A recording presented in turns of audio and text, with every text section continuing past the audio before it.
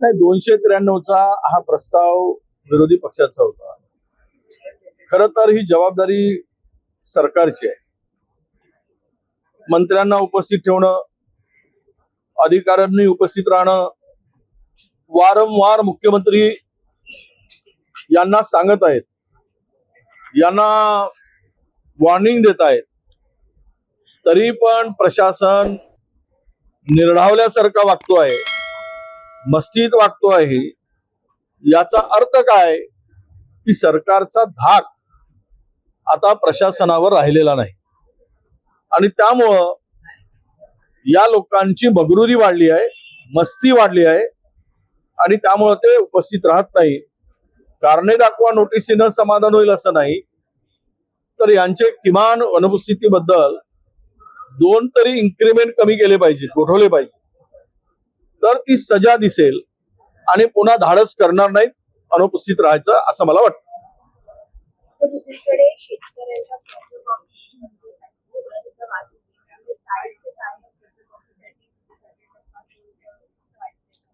बघा, 36,000-36,500 कोटीची कर्जमाफी घोषित केली आणि पुरवण्यामध्ये 20,000 कोटीची तरतूद केली. याचा अर्थ असा आहे की 16,000 कोटी कुठून आणणार? जर एक रकमी रक्कम शेतकऱ्यांच्या खात्यात घालायची आहे, तुम्ही ते गॅप कुठून देणार 16,000 कोटीची? याचा अर्थ ही बनवाबनवी आहे आणि बनवाबनवी करत नेऊन जे आकडे फुगवून सांगितलेत, जी फसवी कर्जमाफी आहे. काल पण हाऊसमध्ये आम्ही हा विषय मांडला आणि लोकांच्या नजरेत आणून दिला की जर तुम्ही या सगळ्या कर्जमाफीमध्ये 56,000, 56 लाख म्हणजे 56 हा आकडा आता फेमस झाला आहे. कोणाची छाती 56 इंच आहे आणि 56 लाख शेतकरी इथून आणतात, पण मुद्दाम 12 लाख शेतकऱ्याच्या पलीकडं याचा फायदा होणार नाही. ही तर कर्जमाफी शेवटच्या याच्यामध्ये लक्षात येईल ते 10-12 हजार कोटीच्या वर असणार. हा केवळ एक सोंग आणि फार्स असणार आहे, हे आता लपून राहिलेलं नाही. त्यामुळे तारीखवर तारीख देऊन टाइमपास करतील आणि शेतकऱ्याला आता हंगाम सुरू झालाय. शेतकरी वाट बघतो आहे, कर्जातून मुक्त झालं की नवीन कर्ज घेईल, कारण त्याला ते खरीपाचा आपला हंगाम करणं फार कठीण आहे, पण ते होत नाही. हे दुर्दैवानं या शेतकऱ्याच्या संदर्भात या सरकारची भूमिका ही दुपट्टी आहे, हे आता दिसून आलेलं आहे. नागपुरामध्ये संघ मुख्यालयाच्या CCTV आहे ते बंद असल्याचे समोर आले, कारण एक अपघात झाला आणि त्या अपघाताचा छडा लागत नाही. त्यावेळी परिस्थिती लक्षात आलं की संघ मुख्यालयाच्या आसपास जेवढे महत्वाचे रस्त्यावर CCTV आहेत तेच बंद आहेत. किती गंभीर प्रकार काय वाटतं? नाही, असं आहे, नागपूरचे पोलीस दक्ष आहेत का, हा खरा प्रश्न आहे. संघ दक्ष आहे पण पोलीस मात्र दक्ष नाही, म्हणूनच हे CCTV बंद आहेत. तर ते गंभीर आहे. कुठल्याही संस्थांच्या ज्या ठिकाणी CCTV कॅमेरे बंद होणं आणि त्यातून काही उद्या काही घटना घडलीच तर शोधणार कसा? त्यामुळे मला वाटतं की पोलिसांनी आणि प्रशासनाने गांभीर्याने घेतलं पाहिजे. नागपूर हा तसाही सेन्सिटिव्ह शहर झालेला आहे आणि सेन्सिटिव्ह संवेदनशील शहरामध्ये पोलिसांची भूमिका 24/7 दक्ष राहूनच काम करायची आहे. पण आजकाल पोलिसच जर संघाच्या कार्यमंचावर जाऊन भाषण करत असतील तर ते दक्ष आहेत, सक्षम आहेत, हे आता नागपूरच्या लोकांना विचारलं पाहिजे. राष्ट्रवादी पवार सभागृहामध्ये चर्चा झाली रात्री उशिरा. जितेंद्र आव्हाड यावरती चर्चा करत असताना समोर अनेक अधिकारी देखील उपस्थित होते, पण मंत्री देखील उत्तर देण्यासाठी उपस्थित होते. लोकशाही मराठीनं खरं तर उघडकीस आणला होता. माहिती आहे मला, ठाण्याचा घोटाळा मोठा घोटाळा आहे, TDR घोटाळा. ठाण्यात काय, पुण्यात काय, मुंबईत काय, सगळे घोटाळेच घोटाळे आहेत. देशच विकायला काढला आहे, महाराष्ट्र विकला जात आहे.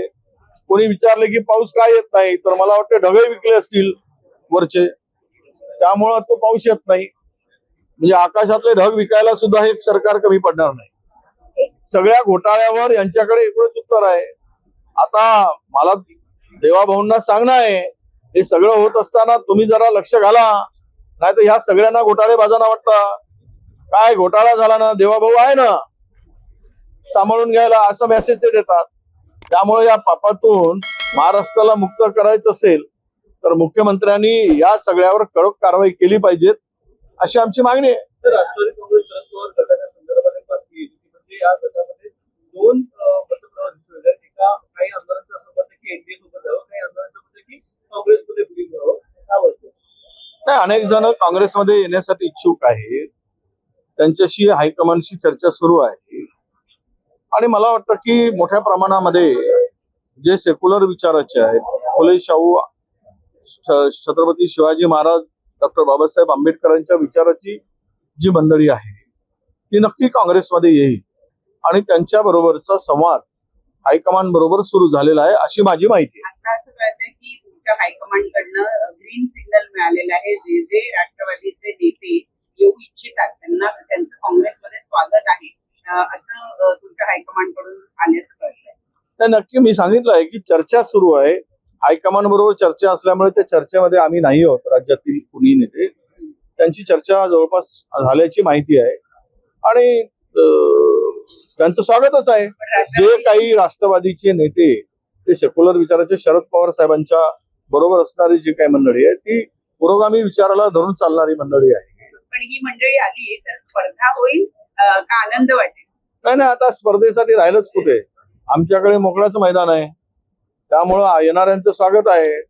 आता स्पर्धा तिकडे आहे, स्पर्धा आमच्याकडे नाही आहे आणि आमच्या विचाराची माणसं एकत्र आली तर यापेक्षा आनंदाचा क्षण दुसरा नसणार आहे. एक शेवटचा प्रश्न. नागपुरात म्हणजे विदर्भासाठी आनंदाची बातमी आहे की नवेगाव आणि नागझिरात जो व्याघ्र प्रकल्प राबवण्यात आलेला होता त्याची नोंद आता जागतिक पातळीवर घेण्यात आलेली आहे. तिथं वाघांची संख्या वाढल्यामुळं जो काही मॉडेल तिथं राबवला गेला तो आता जगासाठी एक आदर्श ठरला. काय आनंद आहे ना. सरकारमुळे वाघ वाढले आणि त्यामध्ये मंत्र्यांचा फार मोठा वाटा आहे असं जर सरकारला वाटत असेल, वाघाची संख्या वाढल्यामुळे सरकारची शाबासकी नव्हे तर तिथलं वातावरण जे आहे, तिथलं जे पोषक वातावरण आहे, म्हणजे एक वाघीण 5 कब्सला जन्म देते आणि 5 जणाला 5 पिल्लांना जगवते, ही त्या मातीमध्ये आणि त्या वातावरणाचा गुण आहे. पण त्याचा परिणाम दुसरीकडे होतोय. संख्या वाढली, त्याचं नाव जागतिक याच्यामध्ये आलंय, त्याचा आनंद आहे, त्याला स्वागतच करतो आम्ही. पण ही संख्या किती असावी त्याचा परिणाम शेतकऱ्यांवर होतो आहे. कॅटल म्हणजे जनावरांच्या मोठ्या प्रमाणात मारलं जात आहेत. माणसाचे मोठ्या प्रमाणात माणसावर हल्ले चाललेत, त्यांचा जीव जातो आहे. त्यामुळे एका वाघाला 12 मैलाचा जो काही परीघ लागतो त्या पलीकडची जर संख्या असेल तर ती दुसरीकडे हलवलीच पाहिजेत. आणि उत्तम यांचं संगोपन, वन्य प्राणी हे शेवट निसर्गाचा बॅलन्ससाठी या सगळ्यांची गोष्ट आवश्यकता आहेच, पण ते किती प्रमाणात असावे हे सुद्धा ठरवण्याची गरज आहे.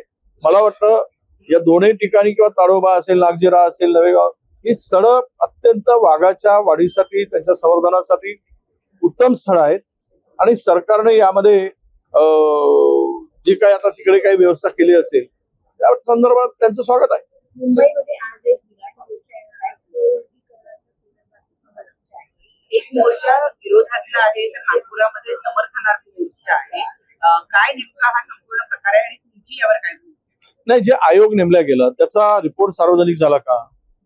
या उपवर्गीकरणासाठी मला वाटतं कोणाचा आयोग होतो ते न्यायमूर्ती रानडे असं काही नाव आहे, त्यांचा तो आयोग आहे. त्या आयोगाचा रिपोर्ट सार्वजनिक न होता ही कारवाई सुरू करणं आणि 2 समाजामध्ये दुही निर्माण करण्याचं काम भारतीय जनता पक्षाचं सरकार करत आहे. या 2 शकलं पाडू पाहत. बाबासाहेब आंबेडकरांनी आरक्षण देत असताना जे आरक्षण दिलं ते त्या समाजात तो उपेक्षित समाज, शोषित होता, गावकुसाबाहेर होता. या दलित शूद्र समाजाला पूर्ण आरक्षण देण्याची भूमिका बाबासाहेब आंबेडकरांनी संविधानात मांडली. त्यामध्ये असं काही जातीभेद बाबासाहेबांनी केला नाही. 58 जाती आहेत त्यामध्ये.